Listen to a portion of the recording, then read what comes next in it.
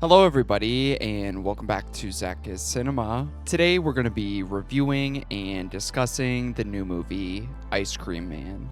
Ice Cream Man had the potential to be the perfect, ridiculous, over-the-top horror movie, but somehow, in my opinion, I think Eli Roth turned what should have been a fun, schlocky bloodbath into one of the most disappointing horror movies I have seen this entire year. Welcome back to the channel, everybody. If you have nobody to talk to about movies, you have finally found the right place and the right home, because that is exactly what we're going to be doing today. We are going to be doing a spoiler review and discussion for Ice Cream Man, directed by Eli Roth. So without further ado, let's jump into the review section for this film, starting with the positives or just the things that I enjoyed most about this movie. And now, like I just hinted at in the beginning, I adore here at Zach's Cinema a good schlocky, over-the-top, gore-filled horror slasher movie. And to me, these movies can be so over the top that they just become straight up fun and entertaining. And I feel like those movies that you get that really balance the silly side with the scary side and throw in some good gore, they really just create some of the most memorable and rewatchable films, in my opinion. To me, some of those films include the Terrifier films, movies like Malignant, the Evil Dead franchise. I mean, fuck it. Even Eli Roth's earlier work with like Thanksgiving and the Hostel movies, I really enjoy all of those movies. So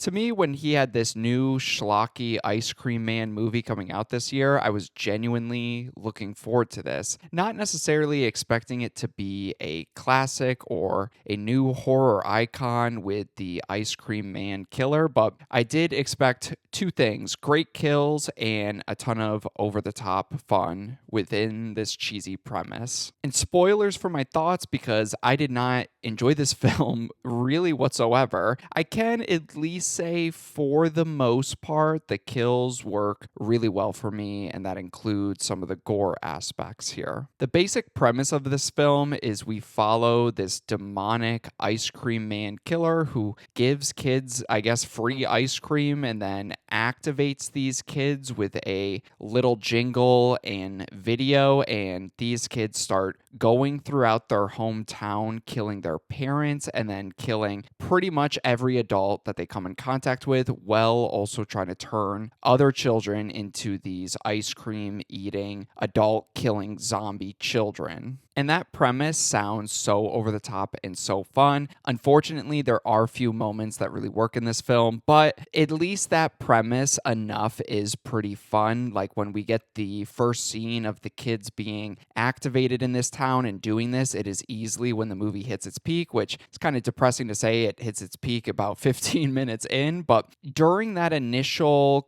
we get to see the premise play out here. The kills and practical gore, for the most part, work really well and are really well done here. There are some standouts, like when they slowly cut around the skull of, I think, the principal, lift off his skull, and then scoop into his brain with an ice cream scooper and start feeding him his brain like he's eating ice cream. Huge standout to me. There's also a brutal scene of a kid just slowly sawing off their mother's head next to their sleeping father as their sleeping father awakes and then starts getting his face bashed in, I think, with some sort of hammer or sludge hammer. And there's also a standout of a kid just using a drill bit to drill into their father's ear while gagging them with a stuffed animal. There are tons of scenes like that. You even get this cool, almost like action-packed shaky cam segment around a playground of the zombie ice cream eating kids just terrorizing adults, playing with guts, playing with bodily fluids, and torturing and dismantling all these adults. And when this movie goes for it in those scenes, it really goes for it gore-wise, and that over-the-top premise is just kind of hilarious. Like, to me, at most parts, never got too old of just seeing these tiny little kids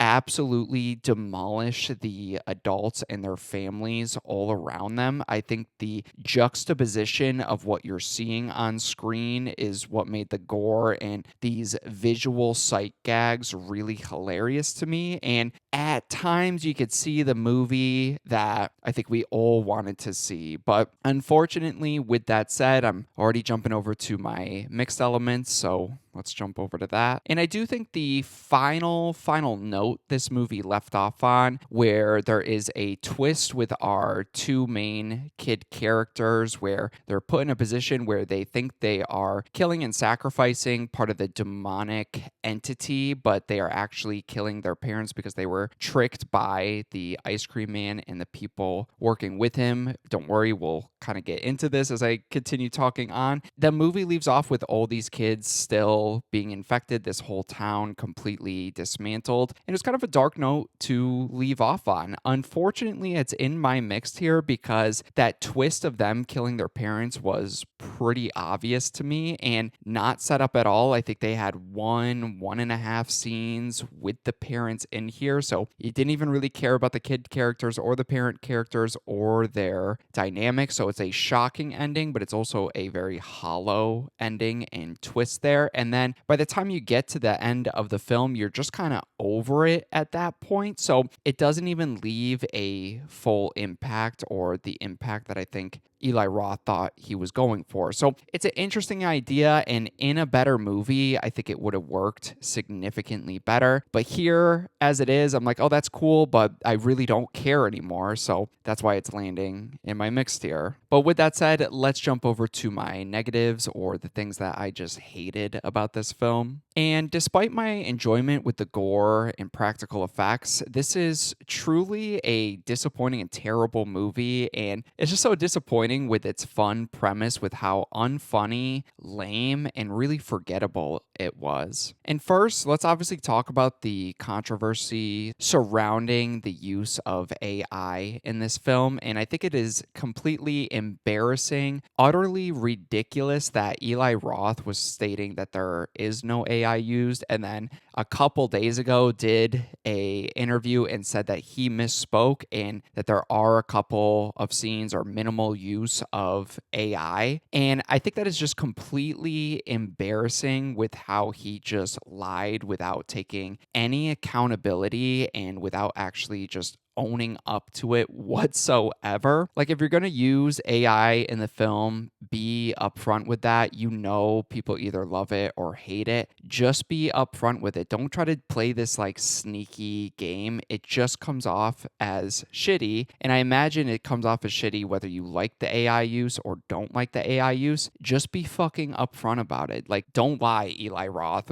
What the fuck is wrong with you? And I guess he is kind of correct. From what I could tell, the AI use was pretty minimal. From what I could tell, it looked like it was used for the pictures of the ice cream flavors on the ice cream truck. And then you get these really cringy, just out of place, I don't even know what it's trying to communicate, little thought bubbles of the ice cream man's logo like dancing around, and there's like kids in there too, and you know, it's like foreshadowing things. I don't even know what it's really trying to communicate other than it happens when the kids get activated here. So I noticed it pretty minimally, but I think that's what makes me even more annoyed with it, especially for the lying. But like, it's so fucking minimal that why wouldn't you just pay somebody to do this? You could literally use a intern to make some of these pretty simple animations and character designs. Like, somebody desperately trying to break into the scene, like, use them. That is a paying job for somebody, and you just quickly typed in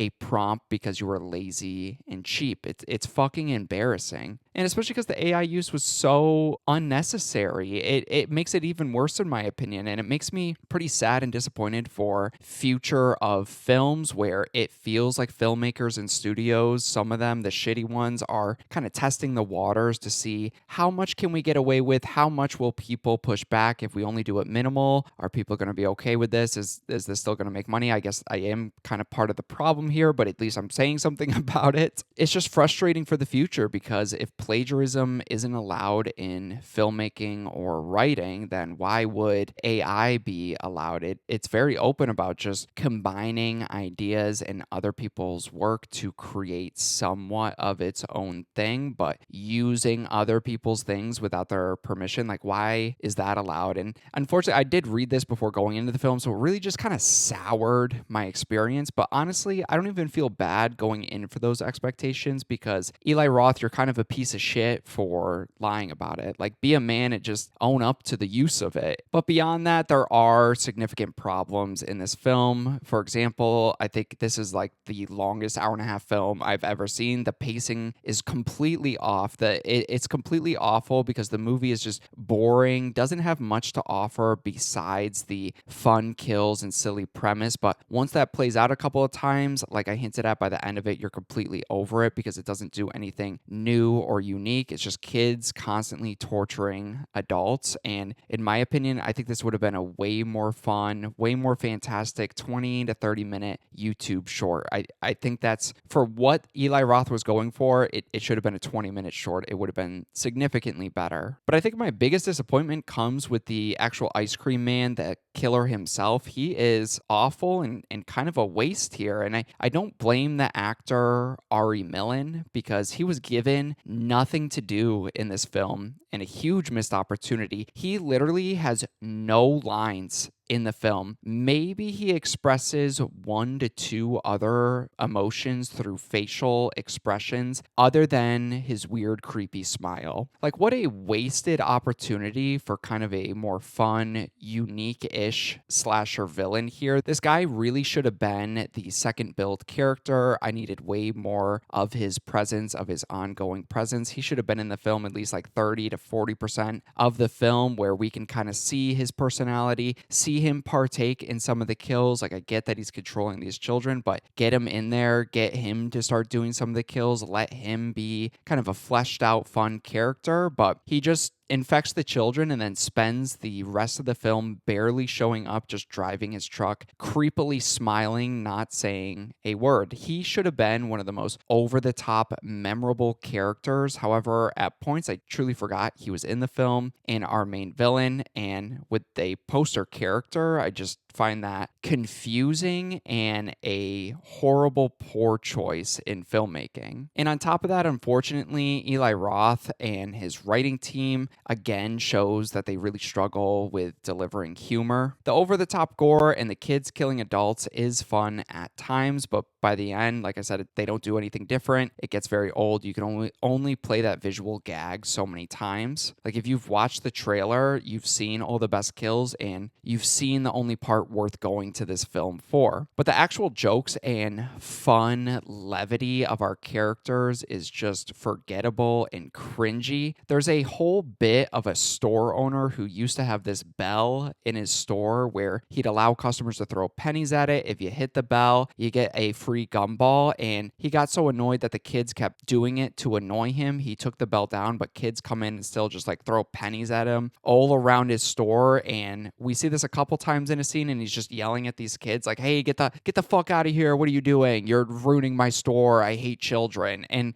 like, that's the joke. And then it leaves off with another character being like, "Oh, you put the bell back," and threw a penny at nothing. Like, get it? Because the bell is still not there. The old man is still getting annoyed. It plays that out throughout a whole scene. I'm like, is this supposed to be a joke? Like, I don't get what is so funny that we had to dedicate a whole scene of this, of him just yelling at children and getting annoyed. And the one scene that Eli Roth shows up is fucking cringy. The biggest laugh and joke that they go for is the parents using a pun with mint ice cream and comparing it to the politician Mitt Romney and laughing that the kids don't know who Mitt Romney is. Well, saying, "Can I get some Mitt Romney mint ice cream?" Like, I'm just like, who the fuck wrote this? Because This is so cringy. Like, it's the whole scene surrounded around that joke. Besides that, the level of humor you're getting is just kids saying, like, fuck every other word. And it gets stale so